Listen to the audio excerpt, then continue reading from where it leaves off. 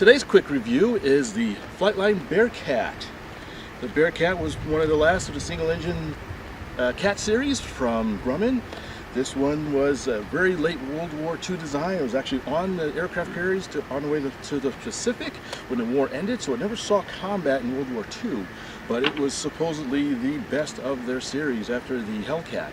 And so I'm really excited to be able to fly FlightLine's version of it, and we'll see how she does on 4 cells. The magnetic battery hatch is convenient and easy to use.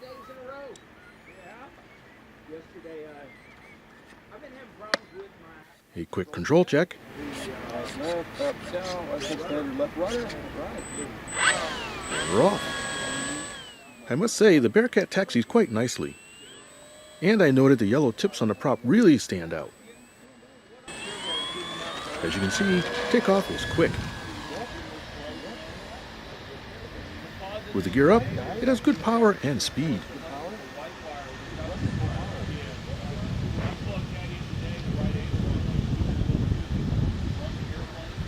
Though I did notice a stuck gear door.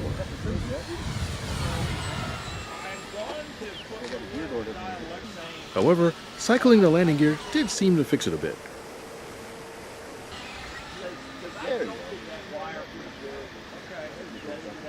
A medium speed flyby shows it's a rather nice looking plane. Jamming the right stick to the side shows it has good aileron response.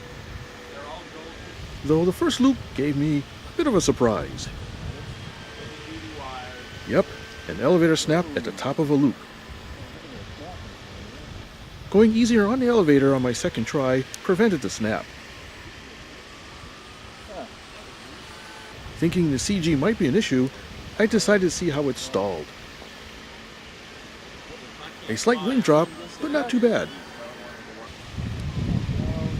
So I thought I would try again with flaps.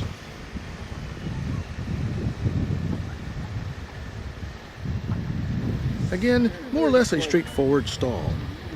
Interesting. Next was inverted, where I found it really was well behaved. Even at medium to slow speeds.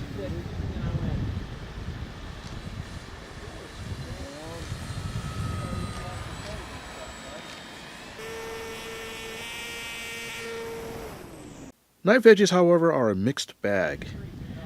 It will kind of hold one to the right, but drops off a bit to the left. The rudder is pretty small, so not a total surprise. But it really didn't seem to like flying sideways all that much.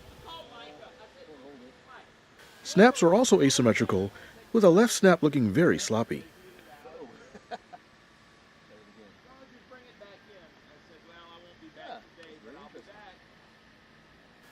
But right snaps execute just fine.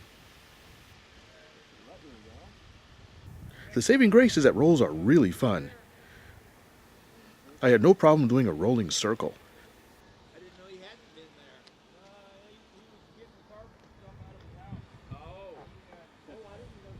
With the timer warning me of impending doom, I thought I'd squeeze in a quick touch and go.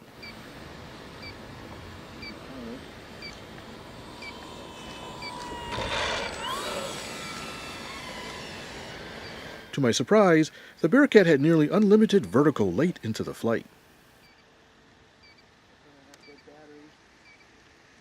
Yes, this little kitty has plenty of grunt.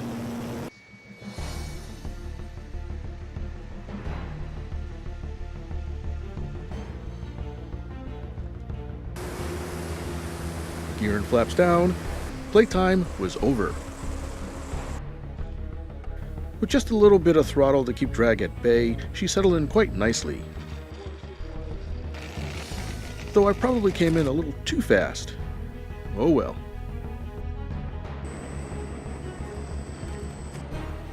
As they say, any landing you can walk away from.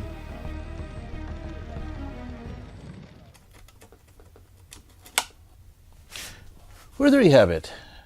The FlightLine Bearcat. Just some more of my thoughts on it. It really does fly nice and is pretty forgiving. I think it's actually quite easy to fly and very stable with a good solid feel to it in the air. It's a little odd that snap rolls to the left are somewhat weak. I think it's because the rudders are just a bit small, so I'd recommend cranking up the rudder throws a bit. Although I did eventually increase the rudder throw, which seemed to help snap rolls and knife edges a bit. Speaking of throws, I suggest you resist the urge to add too much deflection in the elevator. As you saw, my model would snap when too much elevator was pulled, like in a loop or something like that. The CG in the manual may be a bit conservative, but I haven't done much experimenting with it. Speaking of CG, lead weights were needed to be added to the nose in order to get the balance correct, even with the recommended battery size.